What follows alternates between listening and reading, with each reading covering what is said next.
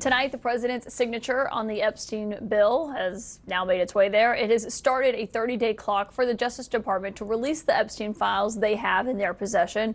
That comes as the top Democrat in the Senate is making clear he'll keep the pressure on the Justice Department to stick to that timeline. This will not and cannot be the end of the work. We'll keep the pressure up, pressure for the president to sign, and then pressure on the DOJ to release the full, unredacted files. No hiding, no game playing, no covering up. Pressure to make sure the documents are released in their entirety and not warped by a corrupt DOJ. My source tonight sits on the House Oversight Committee, Democratic Congresswoman Jasmine Crockett of Texas. And thank you for being here, because now this clock has started with the president signing this bill behind closed doors tonight. Pam Bondi, the Attorney General, was asked earlier today about releasing everything. She repeatedly said, "We will follow the law." Do you expect that you'll get all of these documents by December 18th? I do not. I absolutely don't expect that, especially when you start to say things like Pam Bondi said she will follow the law, because the only thing that we have seen consistently out of this administration, whether we're talking about the failed prosecution of Comey, and I'm saying failed because that is absolutely what I anticipate is going to happen, we know that they are always doing the opposite of following the law. Every time we look at those court orders that they have ignored, you know, they have literally put us in this constitutional crisis in this country, because for the first time we have another branch of government that seemingly thinks that what other branches have to say, well, you know what, that's advisory.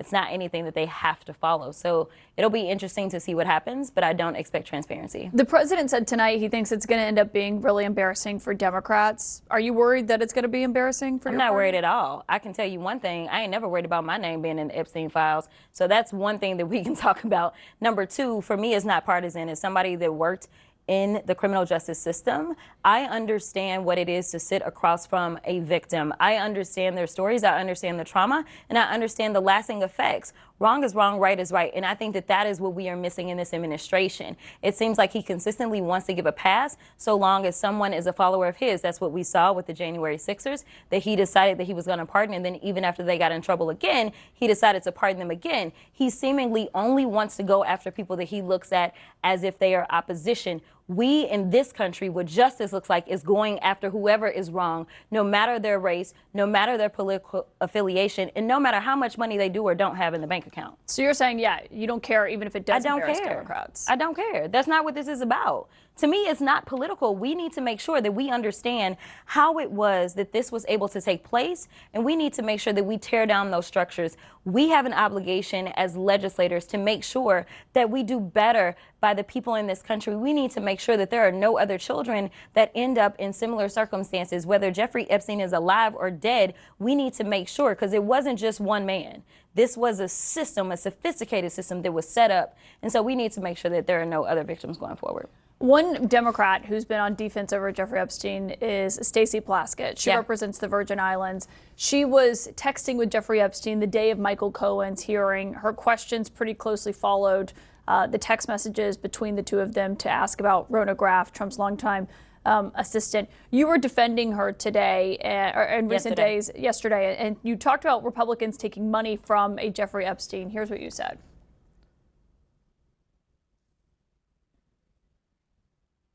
Who also took money from somebody named Jeffrey Epstein, as I had my team dig in very quickly. Mitt Romney, the NRCC, Lee Zeldin, George Bush, Win Red, McCain Palin, Rick Lazio. You mentioned Lee Zeldin there. He's now a cabinet secretary. He responded and said it was actually Dr. Jeffrey Epstein, who's a doctor, doesn't have any relation to the convicted sex trafficker. Unfortunate for that doctor, but that is who donated to a prior campaign of his. Do you want to correct the record on the people? I never said that it was that Jeffrey Epstein, just so that people understand when you make a donation, your picture is not there. And because they decided to spring this on us in real time, I wanted the Republicans to think about what could potentially happen, because I knew that they didn't even try to go through the FEC. So my team, what they did is they Googled, and that is specifically why I said a Jeffrey Epstein. Unlike Republicans, I at least don't go out and just tell lies. because it was not the same one, that's fine. But when Lee Zeldin had something to say, all he had to say was it was a different Jeffrey Epstein. He admitted that he did receive donations from a Jeffrey Epstein, so at least I wasn't trying to mislead people. Now, have I dug in to find out who this doctor is? I have not. So I will trust and take what he says is that it wasn't that Jeffrey Epstein, but I was not attempting to mislead anybody. I literally had maybe 20 minutes before I had to do that debate. Yeah, but people might see that and say, well, you're trying to make it sound like he took money from I did not know. A registered sex offender. No, but I literally did not know.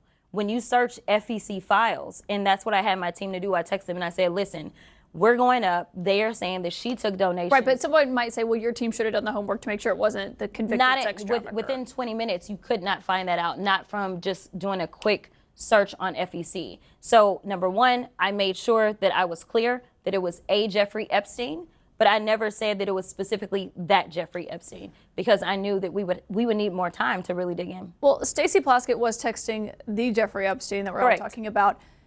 You voted against the censure for her to remove her from her committees. You know, we pressed the minority leader, Hakeem Jeffries, on this last night. Maybe you don't think she should be removed from her committees. Correct. But why do so many Democrats seem unwilling to say it's inappropriate to be texting with a registered sex offender about what you're going to ask a witness at a congressional hearing? So I'm not going to necessarily say that that's the case. Now, this is somebody that was a former prosecutor. Now, I haven't sat down and talked about all the specifics of why Stacey was doing what she was doing. I know that when she got up and she spoke, she talked about the fact that this is one of her constituents. At the end of the day, what I know of prosecutors is that they are typically talking to co-defendants. They are typically talking to the people that have the best information.